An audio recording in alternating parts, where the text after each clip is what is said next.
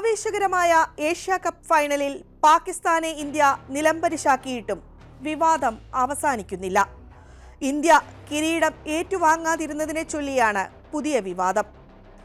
അത്യന്തം ആകാംക്ഷ നിറഞ്ഞ ഫൈനലിൽ ഇന്ത്യ പാകിസ്ഥാനെ 5 വിക്കറ്റുകൾക്ക് പരാജയപ്പെടുത്തിയിരുന്നു. എന്നാൽ ഇന്ത്യൻ നായകൻ സൂര്യകുമാർ യാദവ് മൊഹസിൻ നഖ്വിയിൽ നിന്ന് ട്രോഫി സ്വീകരിക്കാൻ വിസമ്മതിച്ചതിനെ തുടർന്ന് നാടകീയ സംഭവങ്ങൾ അരങ്ങേറി. ട്രോഫിയുമായി നഖ്വി മടങ്ങിപ്പോവുകയും ചെയ്തു. ആരാണ് ഇന്ത്യയുടെ ഏഷ്യ കപ്പ് ട്രോഫിയുമായി കടന്നുകളഞ്ഞ മൊഹസിൻ നഖ്വി?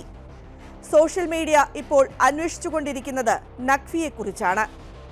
നഖ്വി ആരെന്നും പുതിയ വിവാദം എന്തെന്നും അറിയാം. ദുബായിൽ ഞായറാഴ്ച നടന്ന ആവേശകരമായ ഏഷ്യ കപ്പ് ഫൈനലിൽ പാകിസ്ഥാനെ ഇന്ത്യ പരാജയപ്പെടുത്തിയതിനു ശേഷം നടന്ന ചടങ്ങിലാണ് നാടകീയ സംഭവങ്ങൾ നടന്നത്. അതോടെയാണ് Mohsin Naqvi ശ്രദ്ധാകേന്ദ്രമായത്.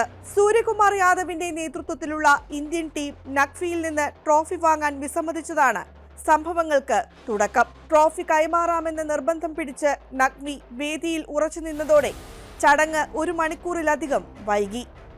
Emirates cricket board vice chairman Khalid al സറൂണിയിൽ നിന്ന് ട്രോഫി സ്വീകരിക്കാൻ ഇന്ത്യൻ കളിക്കാർ തയ്യാറായിരുന്നു. എന്നാൽ നഖ്വി അതിനും വഴങ്ങാൻ വിസമ്മതിച്ചു. കാലതാമസം നീണ്ടുപോയപ്പോൾ ഉദ്യോഗസ്ഥർ ട്രോഫി കൊണ്ടുപോയി. ഇതോടെ ട്രോഫി ഇല്ലാതെ തന്നെ ഇന്ത്യൻ ടീം കിരീടധാരണം ആഘോഷിച്ച് സമ്മാനദാന ചടങ്ങ് അവസാനിപ്പിക്കുകയായിരുന്നു. ഏഷ്യൻ ക്രിക്കറ്റ് കൗൺസിൽ ചെയർമാനാണ് മൊഹസിൻ നഖ്വി.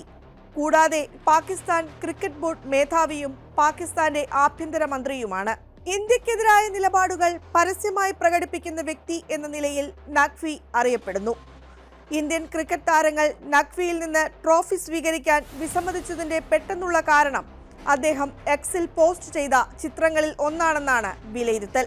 അതിൽ ഫൈനൽ ഡേ എന്ന തലക്കെട്ടിൽ പാക് നായകൻ സൽമാൻ ആഗയും ഫാസ്റ്റ് ബൗളർ ഷഹീൻ ഷാ അഫ്രീദിയും ഉൾപ്പെടെയുള്ള പാകിസ്ഥാൻ ക്രിക്കറ്റ് താരങ്ങൾ പശ്ചാത്തലത്തിൽ എയർബോൺ ഫൈറ്റർ ജെറ്റുകളുടെ ചിത്രങ്ങളുള്ള ഫൈറ്റർ സ്യൂട്ടുകൾ ധരിച്ചതായി കാണാം. ടൂർണമെന്റിന്റെ തുടക്കത്തിൽ തകർന്നു വീഴുന്ന വിമാനത്തെ ചിത്രീകരിക്കുന്ന ക്രിസ്ത്യാനോ റൊണാൾഡോയുടെ ചിത്രവും നഖ്വി പോസ്റ്റ് ചെയ്തിരുന്നു.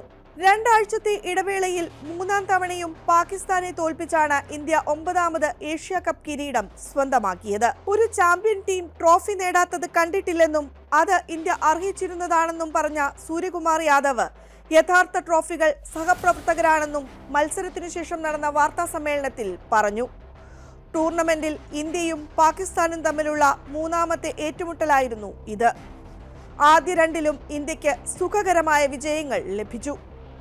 ആദ്യ മത്സരത്തിൽ പാക് കളിക്കാരുമായി ഹസ്തദാനം നടത്താൻ ഇന്ത്യ വിസമ്മതിച്ചിരുന്നു.